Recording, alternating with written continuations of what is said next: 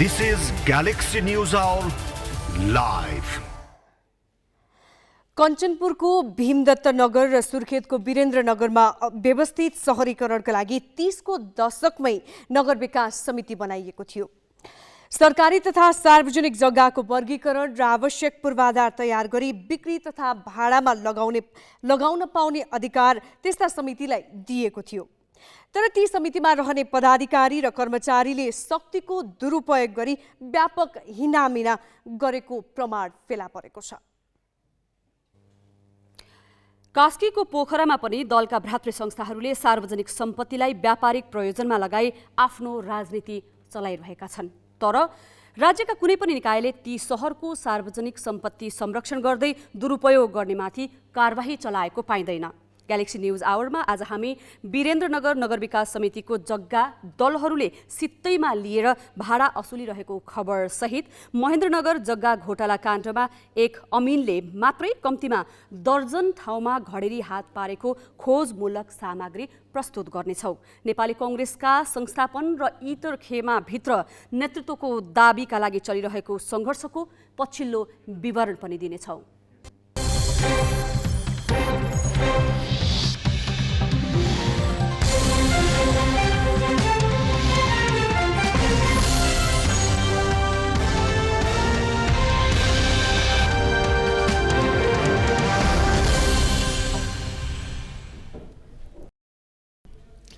नमस्कार, यो हो ग्यालेक्सी न्यूज आवर।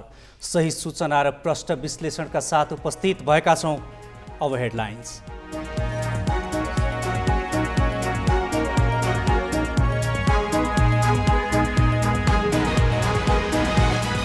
कांग्रेस नेतृत्वमा पुग्न गुटभित्रै हामथाप। सिंह र कोइरालाले दाबी नछाडेपछि पौडेल अप्ठ्यारोमा। पदाधिकारीका आकांक्षी टुङ्ग्याउन देउबाले दिए प्रदेशलाई जिम्मा।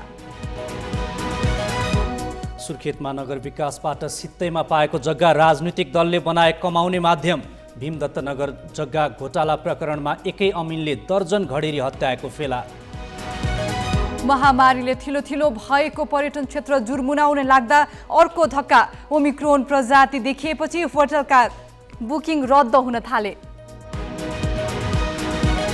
हेलिकप्टर दुर्घटनामा भारतीय सेनाका chief of defence staff Bipin Rawat सहित 13 जनाको मृत्यु। छानबिन गर्न वायुसेनालाई सरकारको निर्देशन।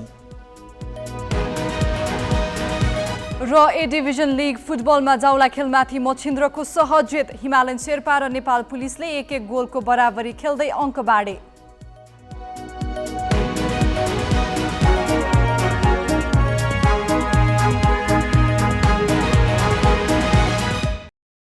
नेपाली कांग्रेसको संस्थापन इतर समूहबाट आज साँझसम्म सभापतिको उम्मेद्वार टुङ्गो लाग्ने भनिएको थियो।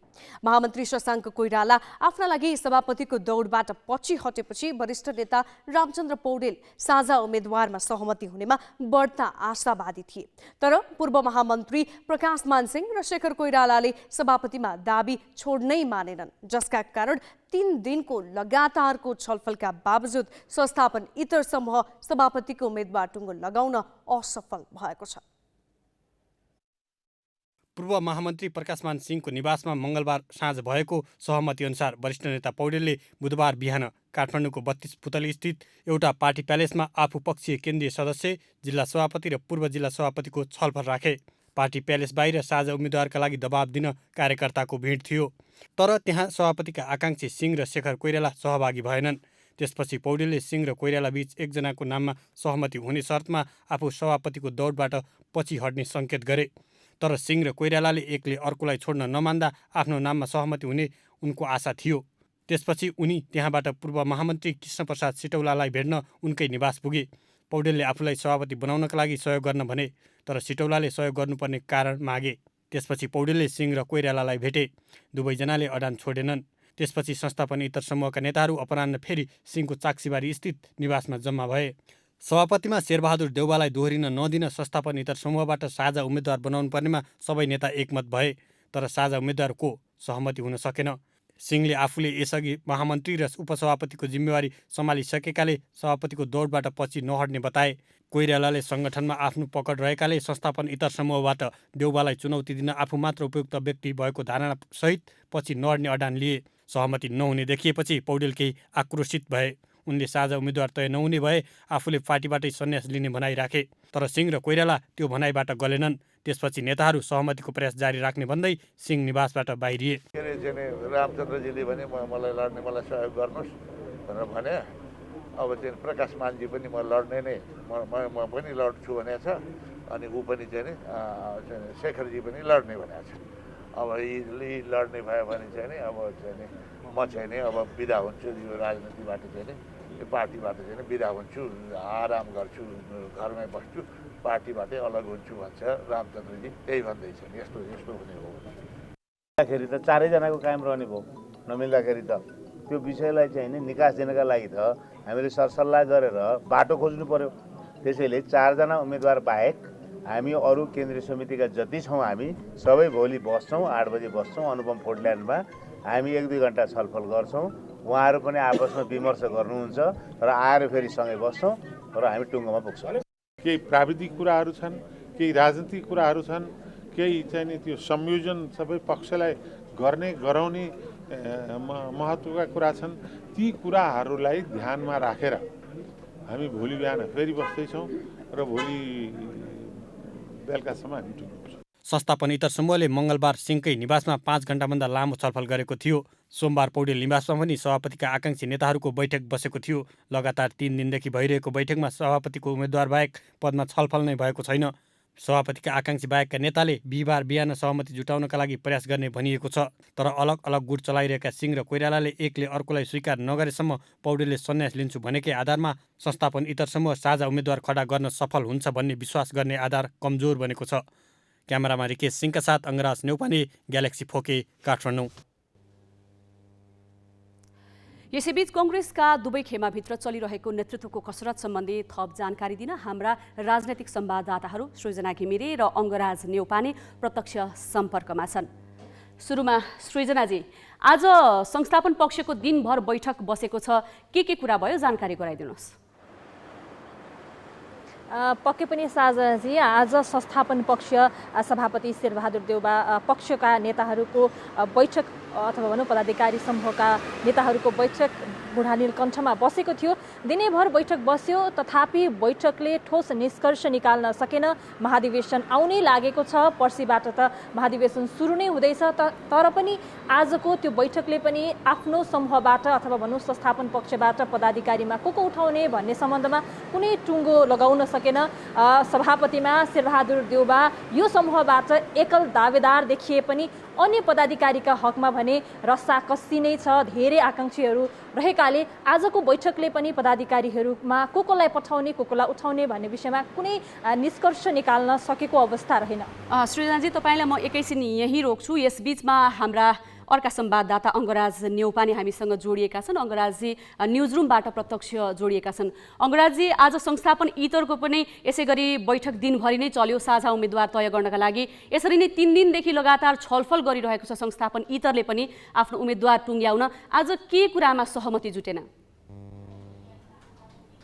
पक्कै पनि साधनाजी, गत सोमबारदेखि नै संस्थापन इतर समूह लगातार रूपमा सभापतिको लागि साझा उम्मेद्वार तय गर्ने भन्दै लगातार बैठक बसेको छ। तर पनि उसले आफ्नो एउटा मात्र उम्मेद्वार तय गर्न सकिरहेको छैन, किनभने यसमा सभापतिको लागि तयारी गरिरहेका प्रकाशमान सिंह र शेखर कोइराला बीचको जुन एकले अर्कालाई नछोड्ने अडान छ, त्यो अडान नै मुख्य बाधक बनिरहेको छ संस्थापन इतरका लागि साझा उम्मेद्वार तयार गर्नका लागि। र उनीहरू एकले अर्कोलाई नछोड्ने अवस्था जबसम्म रहन्छ तबसम्म संस्थापन इतर समूहले साझा उम्मेद्वार तय गर्न नसक्ने अवस्था आएको आजको दिनभरिको बैठक अथवा गत सोमबारदेखि लगातार भइरहेका बैठकले देखाइरहेको छ। अङ्गराजी, यो समूहमा प्रकाशमान सिंह र शेखर कोइराला जो चाहिँ सभापतिका दावेदार छन्, उनीहरूले आफ्नो अडान नछोड्नुको मनोविज्ञान के हो?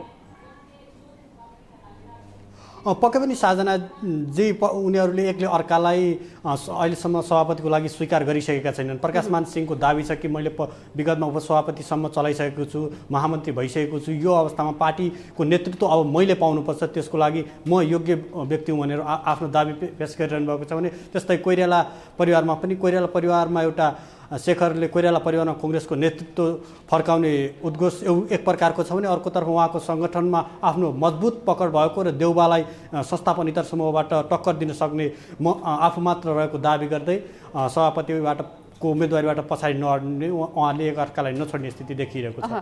अङ्गराजी, म फेरि पनि हाम्रा अर्का संवाददाता बालुवाटारबाट प्रधानमन्त्रीको सरकारी निवासबाट जो प्रत्यक्ष सम्पर्कमा जोडिनु भएको छ सृजनाजीसँग अरू जानकारी लिन चाहन्छु। सृजनाजी, जस्तो संस्थापन पक्षसँग त सभापतिका उम्मेदवार एकमात्र सभापति तथा प्रधानमन्त्री शेरबहादुर देउवा छँदैछन्। के कारणले गर्दा यो समूहले पनि आफ्नो पदाधिकारीहरू चयन गर्न सकिरहेको छैन? यो चाहिँ अर्को समूहको आकाङ्क्षीहरू सार्वजनिक भएपछि मात्रै हाम्रो गरौँला भनेर अलिकति कुरेको जस्तो देखिन्छ नि, हो? यहाँले भने जस्तै साजनाजी, आजको दिनसम्म पनि सभापतिमा को जाने भन्ने निश्चित भइसकेको अवस्थामा पनि पदाधिकारीहरू टुङ्गो नलाग्नुका पछाडि धेरै कारणहरू देखिएका छन् संस्थापन पक्षभित्र पनि। विशेष गरी पछिल्लो समय एउटा गुट छुट्टै लिएर हिँडेका भनिएका कृष्णप्रसाद सिटौला, जो अहिले संस्थापन पक्षलाई सपोर्ट गर्ने तरिकाले, सहयोग गर्ने तरिकाले बुढालिन कण्ठतर्फ देखिनु भएको छ, उहाँलाई पनि व्यवस्थापन गर्ने। यसबाहेक सभापति शेरबहादुर देउवा सँगसँगै रहेका अन्य व्यक्तित्वहरू जो हिजो पार्टीका हरेक मोडमा उहाँले साथ दिएर आउनु भएको थियो, माथिल्लो तहमा पनि पुग्नु भएको थियो, उहाँहरूको आकाङ्क्षा धेरै भएकै कारणले पनि सभापति शेरबहादुर देउवालाई चाहिँ पदाधिकारीहरूमा टुङ्गो लगाउन निकै सकस भएको देखिन्छ। विशेष गरी महामन्त्रीमा धेरै आकाङ्क्षीहरू देखिएका कारण पनि पदाधिकारीको टुङ्गो लगाउन अलिक अप्ठ्यारो भएको र सकस भएको भन्ने जानकारी हामीले प्राप्त गरेका छौँ। केही समय अघि पनि मैले केही नेताहरूसँग कुराकानी गरेका थिएँ, जसमा उपसभापतिको हकमा भन्दा पनि महामन्त्रीहरूको हकमा चाहिँ धेरै गाह्रो परिरहेको छ भनेर उहाँहरूले जानकारी दिनुभएको छ। उपसभापतिमै पनि कृष्णप्रसाद सिटौला आफै पनि अब सभापतिमा शेरबहादुर देउवालाई सहयोग गर्ने भनिसकेपछि उपसभापतिमा सिटौला सँगसँगै विजय गच्छेदार र पूर्णबहादुर खड्का आफै पनि आकाङ्क्षी देखिनु भएको भन्ने जानकारी हामीले प्राप्त गरेका छौँ। र यो बिचमा अब सिटौलाले सहयोग नगरिरहेको अवस्थामा अरू कसलाई चाहिँ उठाउने, विजय गच्छेदार, पूर्णबहादुर खड्कालाई कसलाई रोज्ने भन्ने कुराले पनि सभापति देउवालाई निकै अप्ठ्यारो परिरहेको जानकारी हामीले प्राप्त गरेका छौँ। सृजनाजी, अब महाधिवेशन सुरु हुन एक दिन मात्रै बाँकी छ होइन? यो अन्तिम समयमा आएर आकाङ्क्षीहरूले किता परिवर्तन गर्ने सम्भावना कतिको देखिन्छ?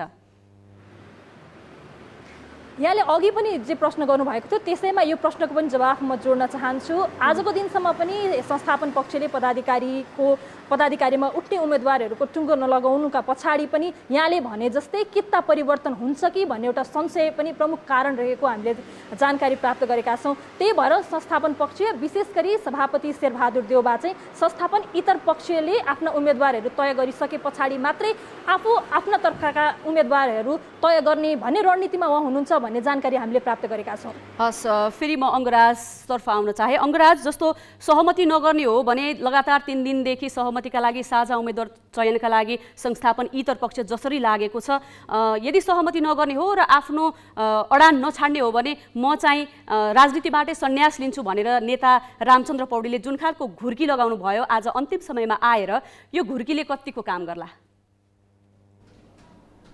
यो घुर्कीले खासै काम गर्ने जस्तो देखिँदैन, किनभने हिजो र अस्तिका बैठकहरूमा पनि रामचन्द्र पौडेलले यस्तै प्रकृतिका केही प्रस्तुतिहरू दिनुभएको थियो, तर त्यो प्रस्तुतिले पनि उहाँहरू नगलेपछि राजनीतिबाटै सन्यास लिन्छु भन्ने उहाँले घुर्की लगाउनु भएको। तर त्यो घुर्कीपछि पनि प्रकाशमान सिंह र शेखर कोइरालामा कुनै प्रकारको परिवर्तन आएको देखिएन। यद्यपि संस्थापन समूहले आज नै बैठक गर्दाखेरि को पदाधिकारीमा आकाङ्क्षी हुन्, कुन प्रदेशबाट के मा उठ्न कुन व्यक्ति इच्छुक छन्, तिनीहरूलाई व्यवस्थित गर्नका 7 प्रदेशबाट 7 जना व्यक्तिको समूह निर्माण गरिसक्दाखेरि पनि संस्थापन इतर समूह भने त्यो कुन सभापतिभन्दा तल्लो पदमा अहिलेसम्म छलफल गर्न सकेको छैन। यसकारण पनि पौडेलको घुर्कीले खासै काम गर्ने जस्तो अवस्था चाहिँ छैन अहिले। सृजना र अङ्गराज, यहाँहरू दुवैजनालाई धन्यवाद। हाम्रा संवाददाता सृजना घिमिरे र अङ्गराज न्यौपाने कङ्ग्रेसका दुवै खेमाभित्र चलिरहेको नेतृत्वको कसरत सम्बन्धी हामीलाई थप जानकारी गराउँदै। नेपाली कांग्रेसले शुक्रबारदेखि 14औं महाधिवेशन गर्दैछ। तर महाधिवेशनबाट नेतृत्व लिन चाहनेहरू को हुन् तस्बिर अझै प्रष्ट हुन सकेको छैन। यसको एउटा कारण पार्टीमा गुट र उपगुटको विकास हो। कांग्रेसमा आफूलाई प्रभावशाली भन्ने नेताहरूले अलग अलग गुट चलाउँदै आएका छन्। संस्थापनको विरोधमा एकै ठाउँमा उभिए पनि संस्थापन इतर गुटभित्र स्वार्थ नमिल्ने नेताहरूका अलग अलग आफ्नै गुट छन्। कांग्रेसमा एउटा गुटको नेतृत्व सभापति शेरबहादुर देउवा र संस्थापन इतर गुटको नेतृत्व वरिष्ठ नेता रामचन्द्र पौडेलले गर्दै आएका छन्। 14औं महाधिवेशनबाट नेतृत्व लिने होडले संस्थापनमै अर्को गुट बनेको छ। त्यसको नेतृत्व पार्टी उपसभापति विमलेन्द्र निधिले गर्दै आएका छन्। निधिले सभापतिमा उम्मेदवारी घोषणा गरी सम्पर्क कार्यालय नै खोलिसकेका छन्, जसका कारण लामो समय आफ्नो दाहिने हातका रूपमा काम गर्दै आएका निधिलाई देउबाले आफ्नो समूहको बैठकमा बोलाउन नै छोडेका छन्।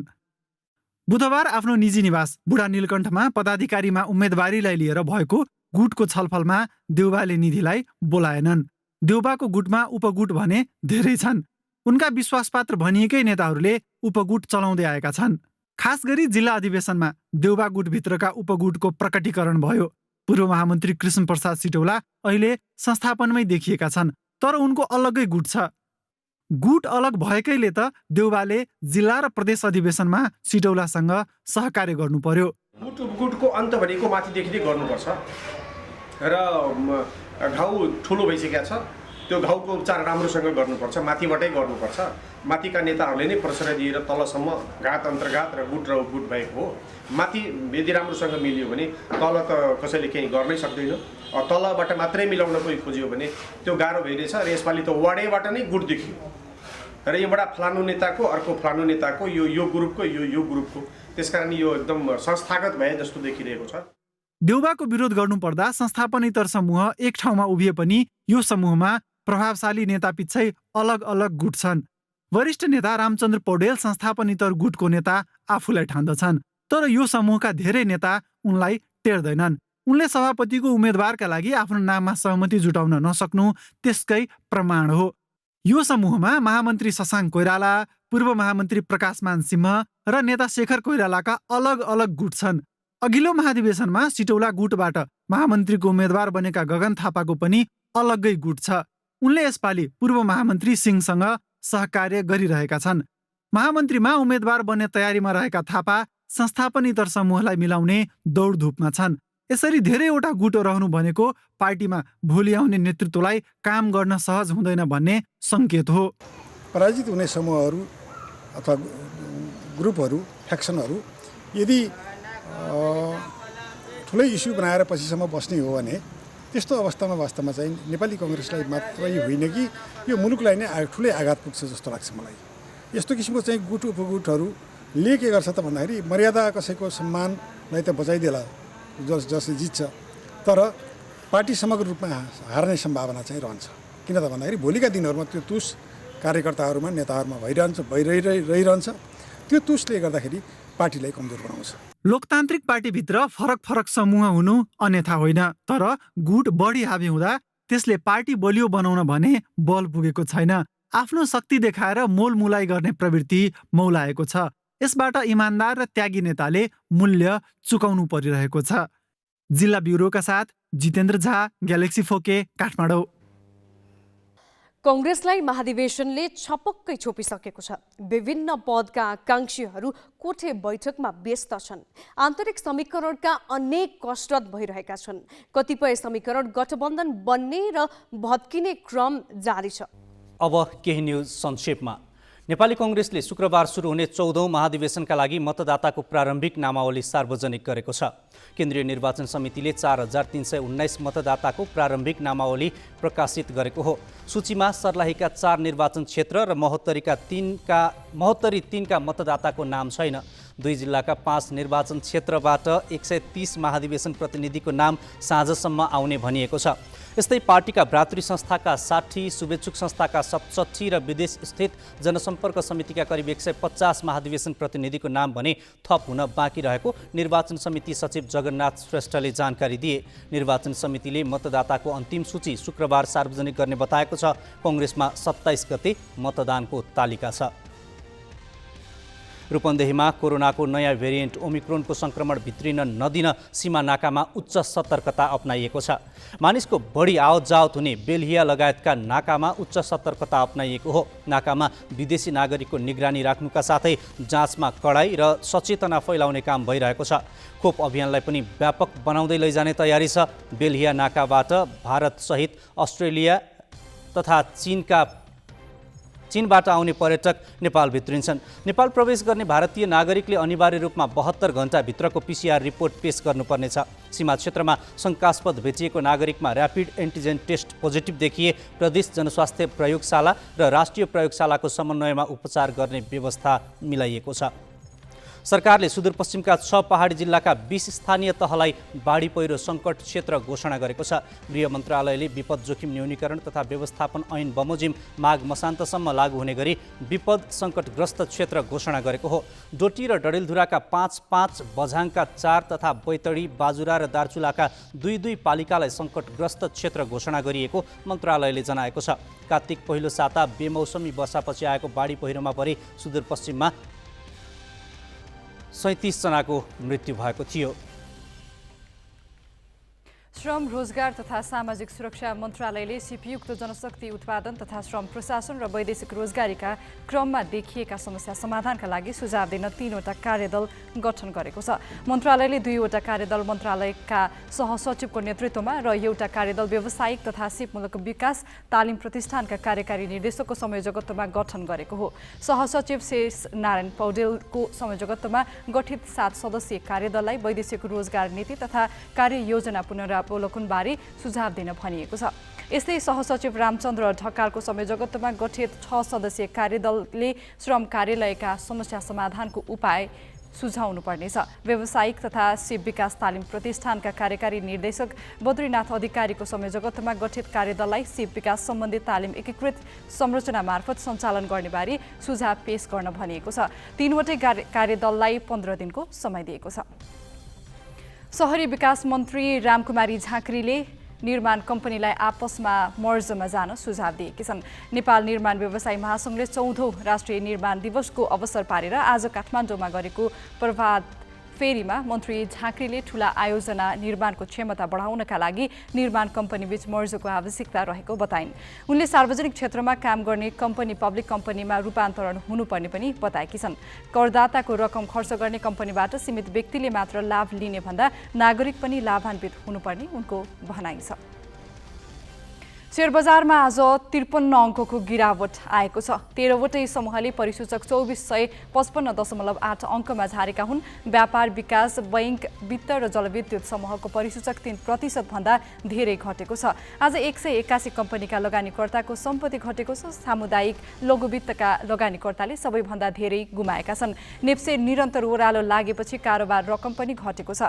आज 2 अर्ब 66 करोड 39 लाख रुपैयाँको सेयर किनबेच भएको छ। व्यवस्थित शहरीकरण र सार्वजनिक सम्पत्ति संरक्षणका लागि बनाइएका संयन्त्र हुन् नगर विकास समिति।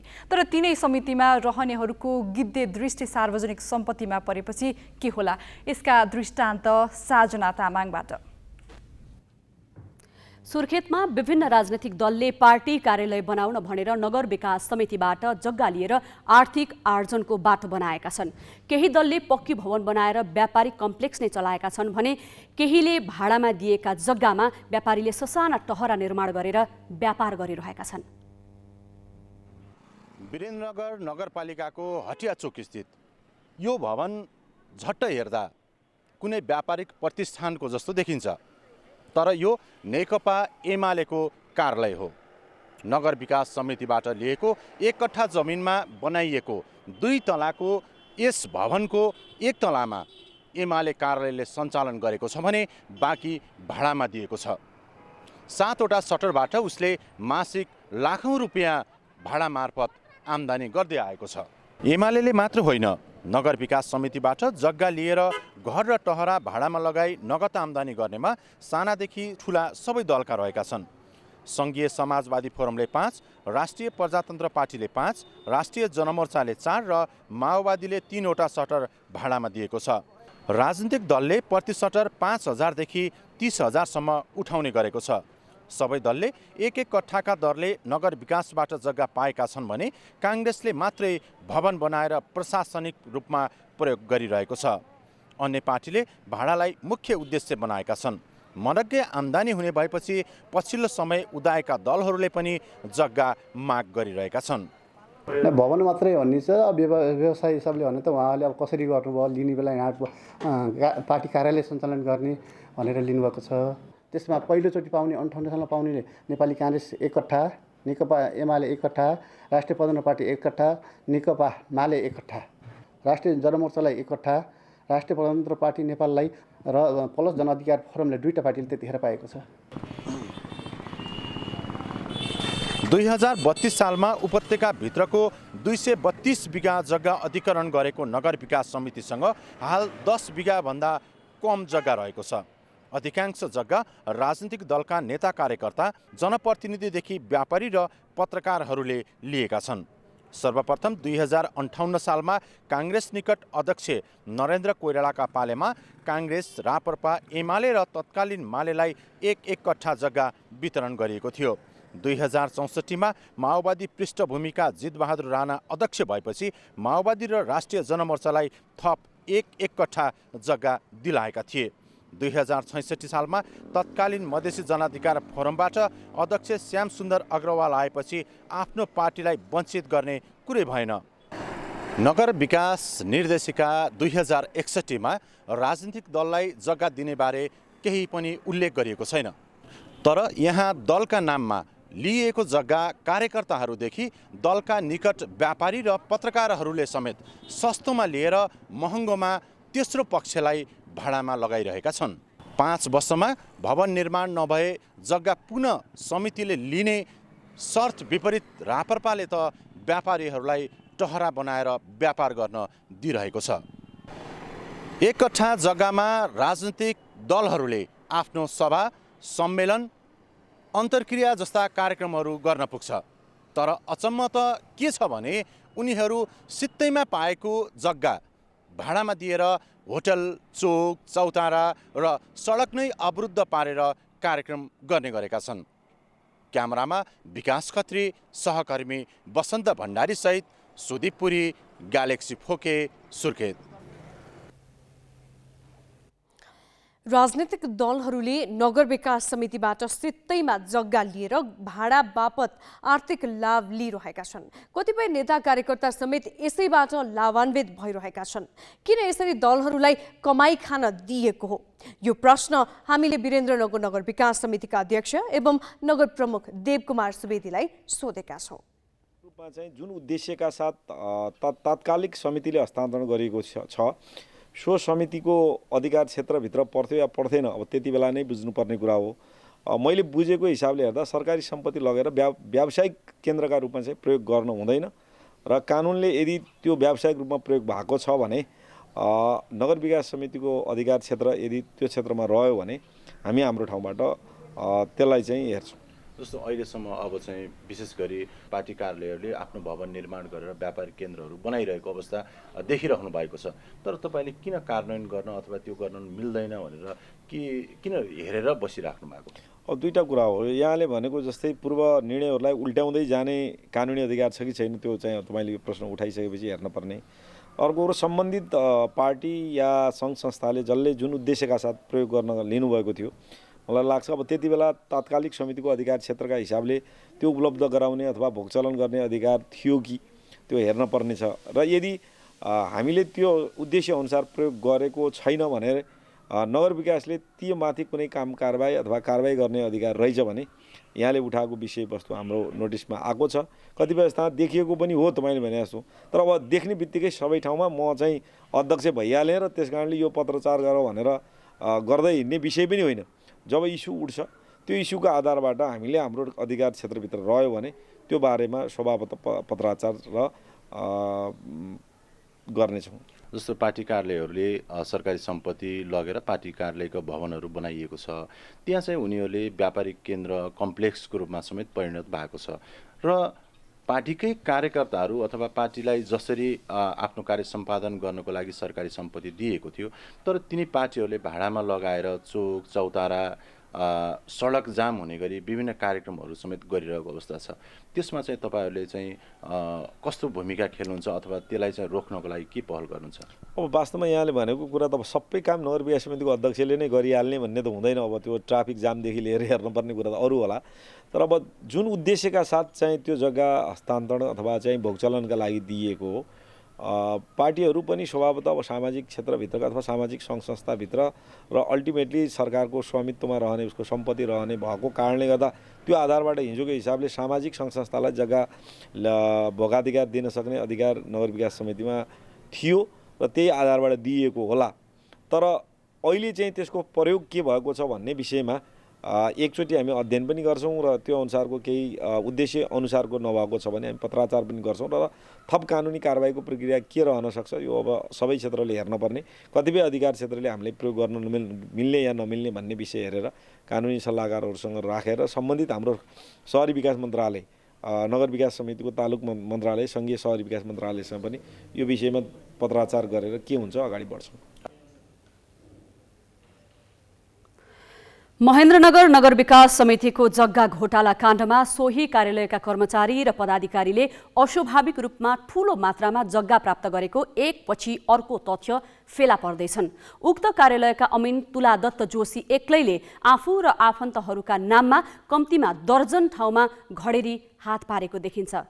कतिसम्म भने आफै निवेदक भएका फाइलमा उनले टिप्पणी उठाउने र सिफारिससम्मका काम पनि आफैले गरेको कागजातहरूबाट फेला परेको छ।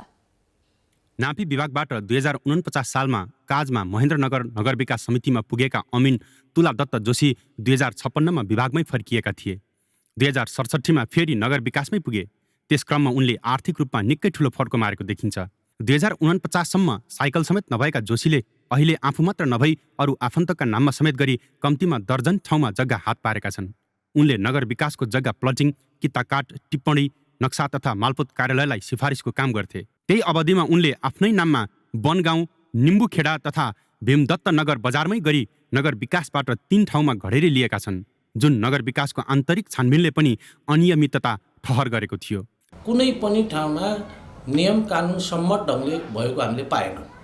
खास गरी लिजका सन्दर्भमा बोर्ड निर्णयबाट दिनुपर्ने कुरामा तोक आदेशको भरमा दिने कुरा भयो र कतिपयका त अब कृत्य दस्खत हुन् कि भन्ने कुरा पनि छन्। खास गरी यसमा बढ्ता उति बेलाका तत्त समयका नगर विकास समितिका अध्यक्षहरू नै इन्भल्भ भएको र कार्यालयका कर्मचारीहरूको संलग्नतामा थुप्रै अनियमितता आयो। कतिपय त जग्गाहरू समेत अब त्यो चाहिँ यतापट्टि निर्णय भएको छैन, बोर्ड निर्णय नभइकन लालपूर्जा समेत कतिपयलाई दिएको देखिन्छ। जोशीले श्रीमती मायादेवी जोशीका नाममा कटानमा र भतिजा तारा जोशीका नाममा भगतपुरमा 1-1 कट्ठा र त्यही ठाउँमा किता नम्बर 1827 को 1.5 कट्ठा जमिन लिएको पाइएको छ। उनका अर्का भतिज नवराज जोशीका नाममा भीमदत्त नगर 15 मा समेत नगर विकासबाट घडेरी हात पारेको देखिन्छ। आफ्नै दाजु भानदेव जोशीलाई उनले भगतपुरमा किता नम्बर 1739बाट 1 कट्ठा जग्गा दिलाएका छन्। नगर विकासमा तत्कालीन प्रशासन प्रमुख पुष्पराज भट्टले जग्गासँग सम्बन्धित व्यक्ति प्राविधिक फाँट प्रमुख तुलादत्त जोशी भएको र उनले आफ्नो स्वार्थका लागि जे पनि गर्न थालेको ढिलो गरी थाहा पाएको बताएका छन्। अब यो पिरियडमा हामीले काम गर्दाखेरि म पनि त्यहाँ प्रशासन प्रमुख थिएँ। त्यतिबेला नासु हैसियत मैले पनि केही कामहरू गरे होला।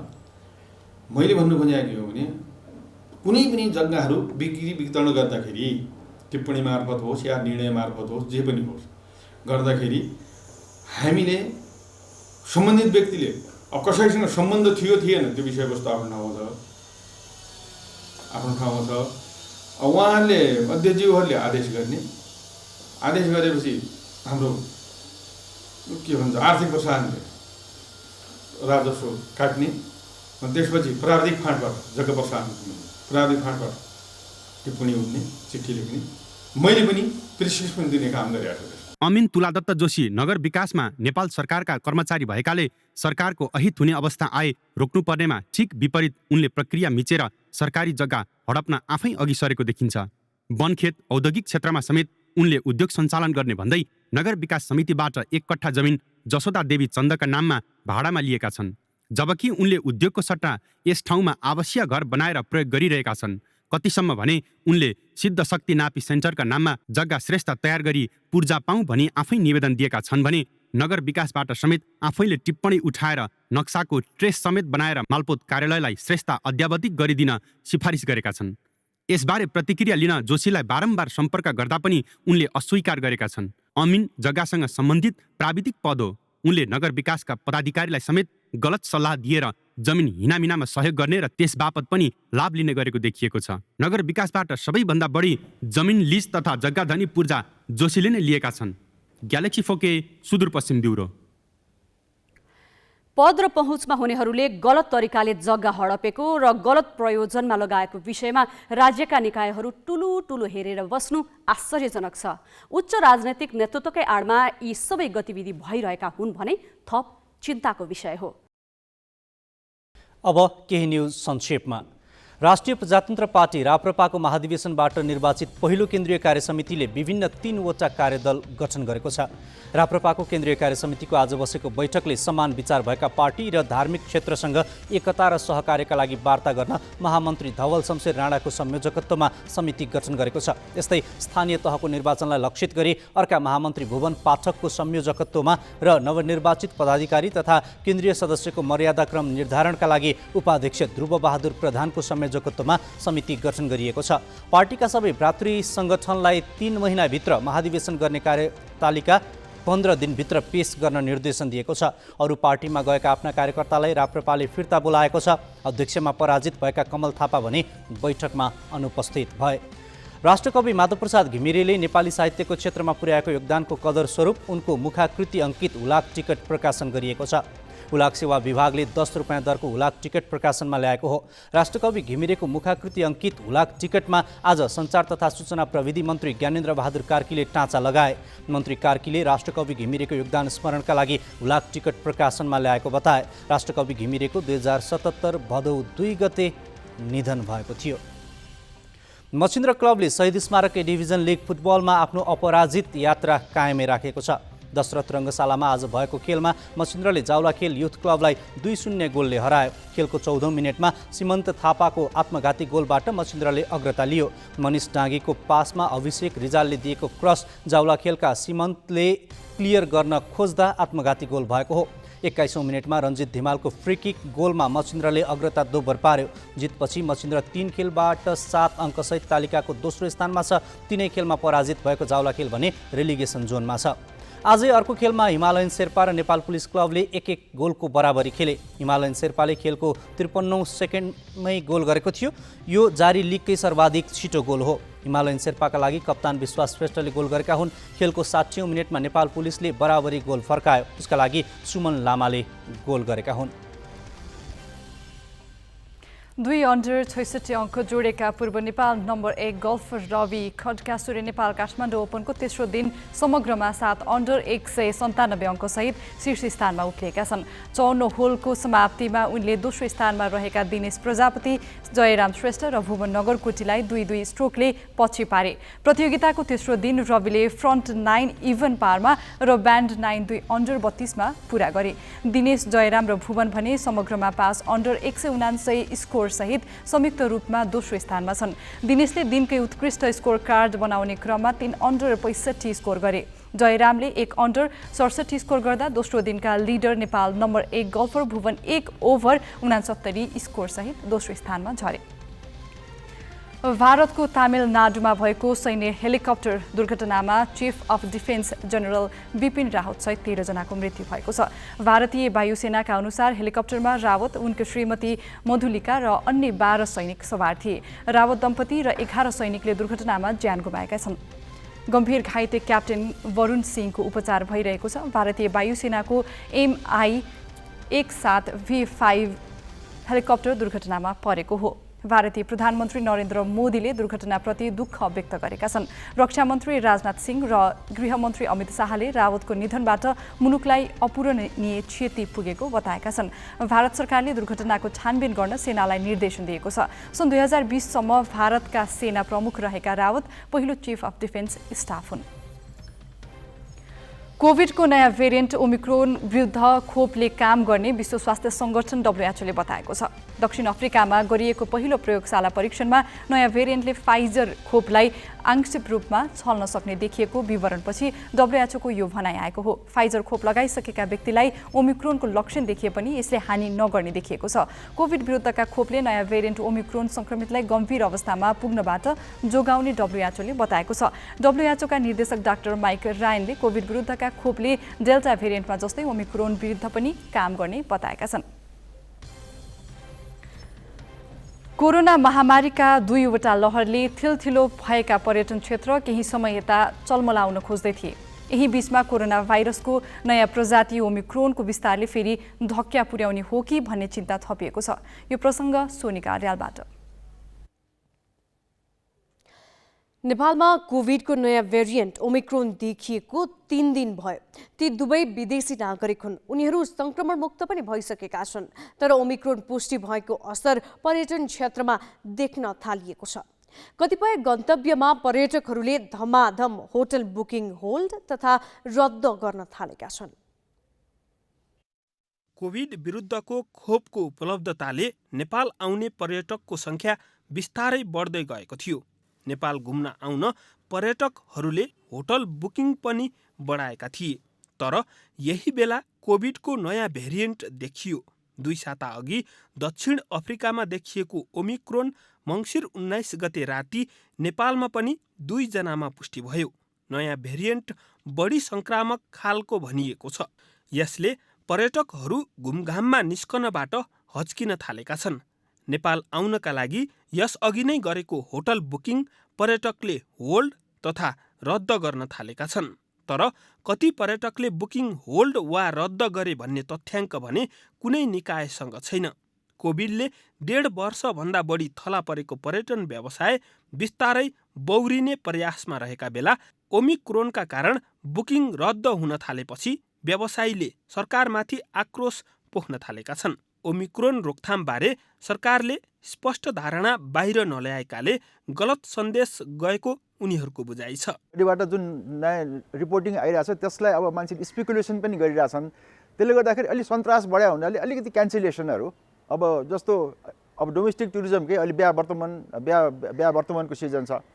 त्यसमा अब 500 जनाको बुकिङ छ भने अब आउँदाखेरि 100 जना मात्रै आइरहेको पनि अवस्था छ कि अलिक कम भएको छ। अनि अब अन्तर्राष्ट्रिय पर्यटक त तुरुन्त आउने कुरा पनि थिएन। अहिले त्यसमा अब अलिकति क्यान्सलेसन के हो कसो हो भने सोधखोजहरू के छ कसो छ नेपालले के गरिरहेछ भन्ने कुराहरू त्यस्तो आइरहेछ। त्यसकारणले अब अहिलेको अवस्थामा के राम्रो हुन्छ भन्दाखेरि सरकारले एउटा एकीकृत रूपमा एउटा सूचना प्रवाह गर्नु पर्यो। खास बुकिङहरू बाहिर देशबाट तेस्रो मुलुकको बुकिङ खासै थिएन। 2022 भन्दा अगाडि त्यति थिएन र अहिले चाहिँ केही बुकिङ आएको पनि हामी चाहिँ एकदम वेट एन्ड सी भन्ने अवस्थामा चाहिँ छौँ। त्यसले गर्दा अहिलेको लागि त्यो डेटको लागि क्यान्सल गरौँ भन्ने जस्तो कुराहरू पनि केही मात्रामा आएको अवस्था छ।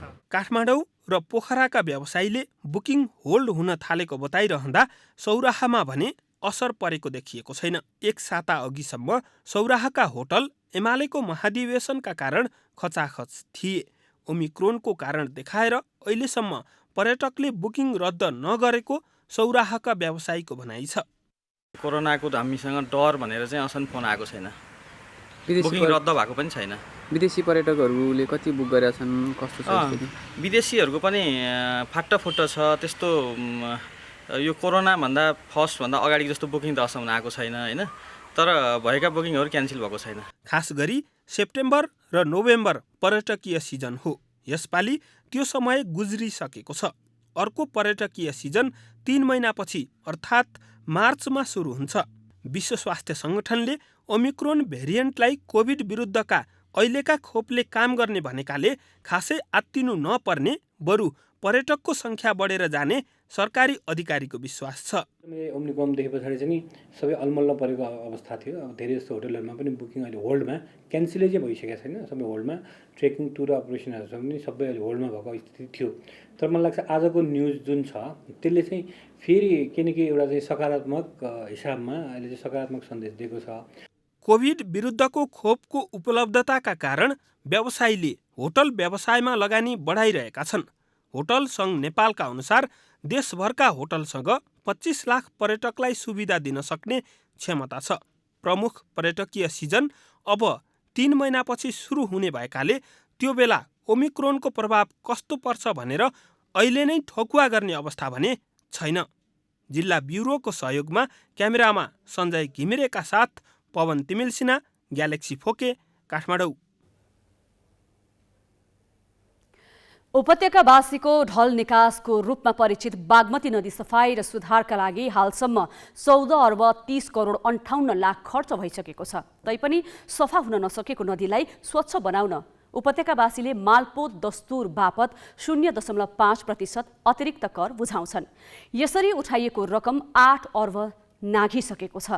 कर बापत उठेको यो रकम कसले प्रयोग गर्ने भनेर अहिले सङ्घ र प्रदेश सरकारका विभिन्न निकायबीच द्वन्द्व चलिरहेको छ। काठमाडौँ उपत्यकावासीले मालपोत दस्तुर बापत 0.5% अतिरिक्त कर बुझाउँछन् र त्यो पैसा बागमती सभ्यता कोषमा दाखिला हुन्छ। आर्थिक वर्ष 2077-78 सम्म कोषमा 8 अर्ब रुपैयाँ नागिसकेको छ। यो रकम आर्थिक वर्ष 2065-66 सालदेखि नै उठाउन थालिएको थियो।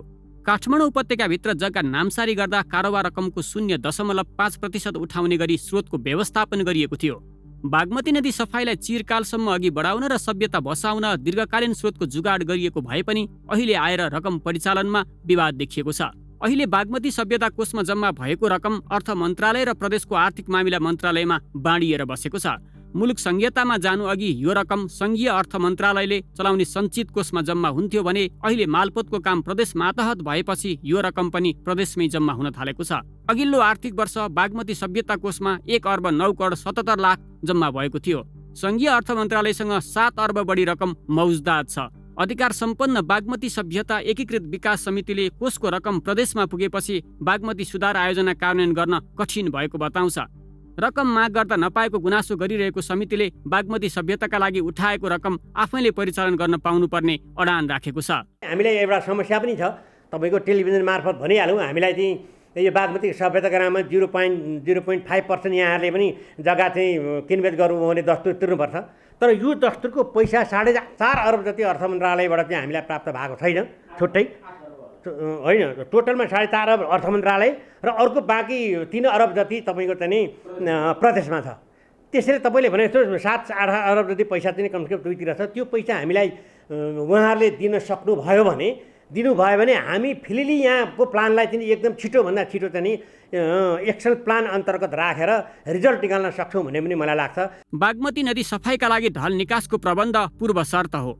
बागमती सुधार आयोजनाले बागमती र यसका सहायक नदीहरूको दुवै किनारामा ढल बिछ्याउने कार्यलाई तीव्रता दिएको छ। महालेखाको 57औं प्रतिवेदन अनुसार समितिले 74.8 किलोमिटर ढल बिछ्याएको छ। 2 अर्ब 28 करोड 74 लाखको लागतमा 88 किलोमिटर ढल बिछ्याउनु पर्नेमा 84% प्रगति भएको देखिन्छ। बागमती नदीलाई ढलमुक्त बनाउन 7 ठाउँमा प्रशोधन केन्द्र बनाउने समितिले लक्ष्य लिएको छ।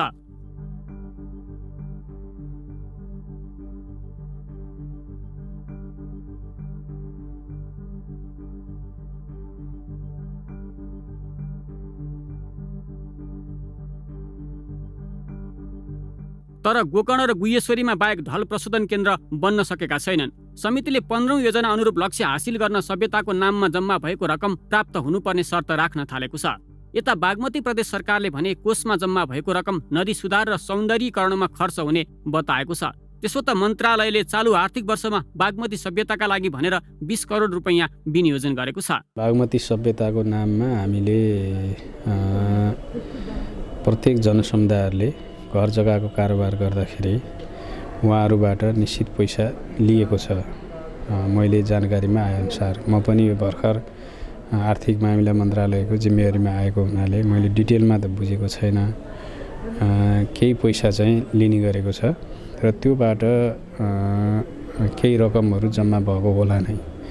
तर अहिले कति छ त्यो रकम, कहाँ खर्च भएको छ, त्यो उद्देश्य अनुसार खर्च भएको छ कि छैन, मेरो बुझाइमा चाहिँ बागमती सभ्यताको नाममा उठेको पैसा चाहिँ मूलतः बागमती सभ्यताकै कार्यक्रमहरूमा खर्च हुनुपर्छ। 2051 सालदेखि सुरु भएको बागमती नदी सुधार आयोजनाले 27 वर्ष पार गरिसकेको छ। 2070 देखिको स्वयंसेवी सरसफाई अभियानले पनि 450 हप्ता पार गर्दैछ।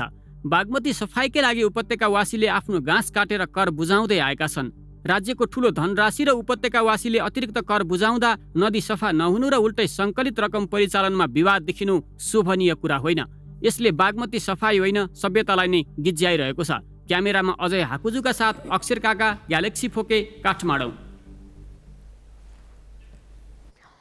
ब्राजिलको एमाजोन क्षेत्र कछुवाको लागि निकै राम्रो मानिन्छ। कछुवाको मासु र अण्डाको माग बढेपछि कछुवा लोपोन्मुख प्रजातिमा सूचीकृत भयो।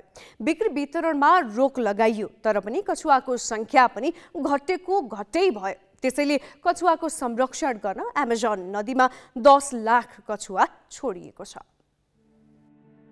ब्राजिल र बोलिभियाको सीमामा रहेको अमेजन क्षेत्रका नदीमा 10 लाख कछुवा छोडिएको छ।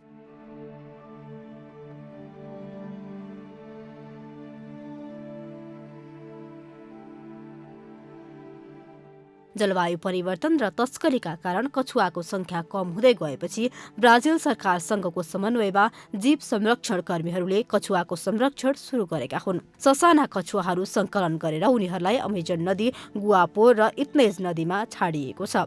उनीहरूले सन् 2007 देखि 14 वर्ष लगाएर कछुवाको संकलन सुरु गरेका थिए। कुनै बेला कछुवाका लागि निकै राम्रो मानिएको ब्राजिलको अमेजन नदीमा हाल कछुवा देख्नै मुस्किल हुने गरेको थियो। कछुवा लोप हुँदै गएपछि ब्राजिल सरकारले कछुवाको मासु र अण्डा बिक्री वितरणमा प्रतिबन्ध लगायो, तर पनि चोरी निकासी रोकिएन। कछुवाले नदी किनारको बालुवामा अण्डा पार्ने गर्दछ र ती अण्डाहरू अवैध रूपमा निकाल्ने अनि बिक्री हुने हुँदा कछुवा त्यस क्षेत्रबाटै जोखिममा परेको हो। कछुवाको मासु र अण्डा बिक्री वितरण गर्नका लागि ब्राजिल मात्रै होइन 160 देशमा प्रतिबन्ध लगाइएको छ। तर स्थानीय स्तरमा कछुवाको तस्करी गर्ने क्रम जारी नै रहेकाले केही वर्ष यता कछुवा लोपोन्मुख भएको हो। एक त कछुवाको मासुलाई निकै पौष्टिक मानिने र धार्मिक कार्यहरूमा पनि कछुवाको आवश्यकता पर्ने भएकाले यो लोप हुँदै गएको हो। तर अब 10 लाख कछुवा यहाँका नदीहरूमा छाडेपछि अमेजन क्षेत्रमा कछुवाहरू पुरानै अवस्थामा देख्न सकिने आशा गरिएको छ। हामी ग्यालेक्सी न्युज आवरको अन्तिममा छौँ। जाँदा जाँदै हेडलाइन्स।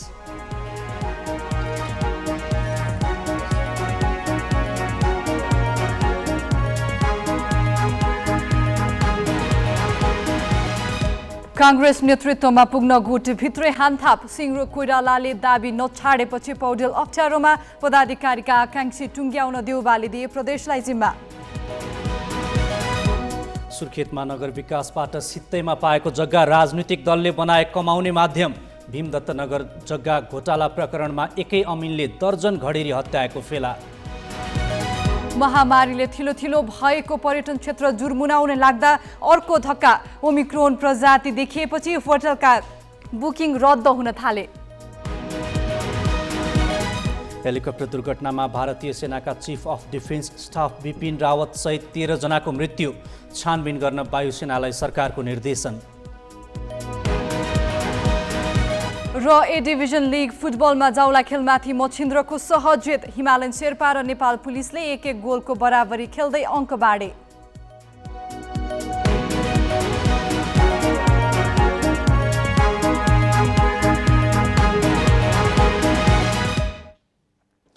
आजलाई ग्यालेक्सी न्युज आवर सकियो। नमस्ते।